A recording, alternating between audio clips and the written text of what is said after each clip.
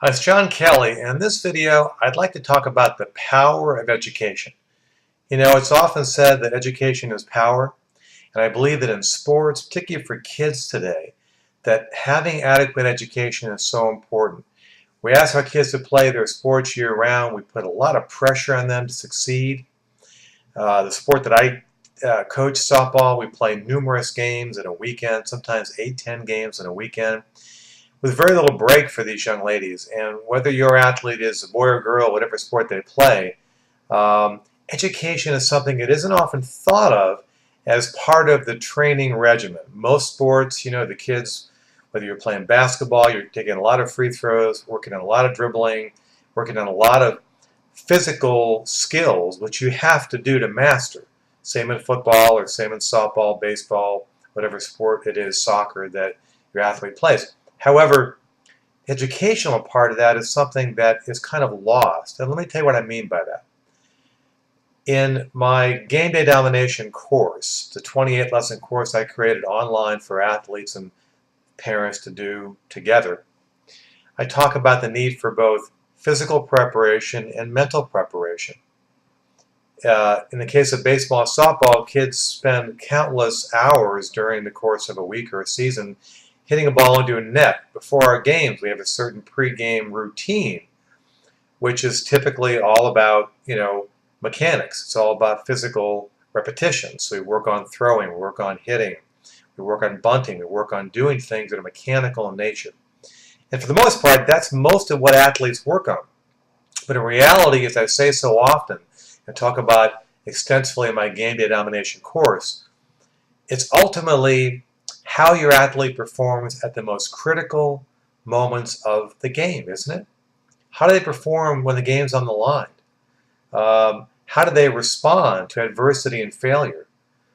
My team just finished a tournament in which we didn't quite meet expectations, didn't quite reach our potential. We played well. We won 6 and lost 3.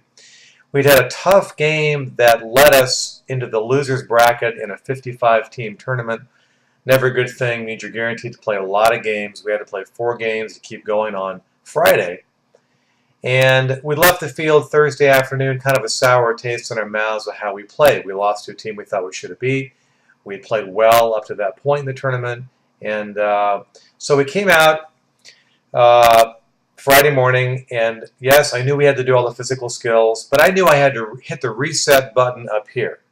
I had hit the reset button mentally with my team because I needed to prepare them what lied ahead that day. I needed to reset from what happened the day before.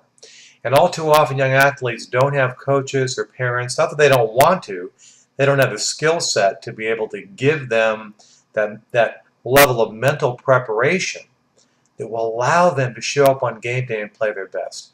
So I spent, before we played in this last day of the tournament, I spent 15, 20 minutes just talking about mental things, getting them ready to play mentally, going through what happened the day before and how we were going to respond to that today and wipe the slate clean and get ready to play. And here's what we're going to do. Here's the steps we're going to take. Here are the dynamics we need to be sure we focus on today. It's going to be a long day. And we went out the first 2 games and won by scores of 12-2 and 9-0. So whatever I did got them on the right track to play that tournament, and that's what I want your athlete to have. Give them more education. You can find a lot of education online. I think that my course is a great course, 28 lessons. I dive deeply into a lot of different elements of what it takes to show up on game day and be successful.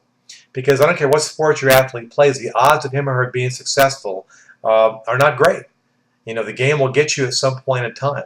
The key is education, learning the dynamics of what creates a high level of performance on game day and how to sustain it, how to overcome the adversity and the failure and the emotions as the athletes go through.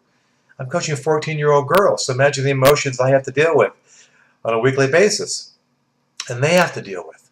So without the proper education, without the proper knowledge, without the tools, it's very hard for your athlete to ever truly achieve his or her full athletic potential, and that's the goal. The second goal is to have them really enjoy playing the game. I found when a young athlete is relaxed, they're confident, they play successful, they can focus. The game is fun. So I just want to talk for a minute more on this. The importance of education. You've got to find ways to get it. You've got to look at the mental side of the game. Whether you're an Olympic athlete, a professional, a top college athlete, they all spend as much time on their mental training as on their physical training. And without that education, that knowledge, your athlete just has a hard time being consistent because the game is so hard. Whether your athlete is 12, 13, 14, 15, 16, older or younger, the game is still hard to play. I want you to have the tools, have your athlete the tools, the education they need to be successful. And once they get that, you know what's going to happen? They're going to increase their confidence because the game will slow down. The more knowledge an athlete has, the easier they can make adjustments, the more success they have. And as success breeds more success, and that slows the game down. When the game slows down, it's easier to make decisions. It's easier mechanically and physically to play at a higher level, to execute at a more precise level. And that's the goal. But it all starts with education. This is John Kelly. Thanks for watching.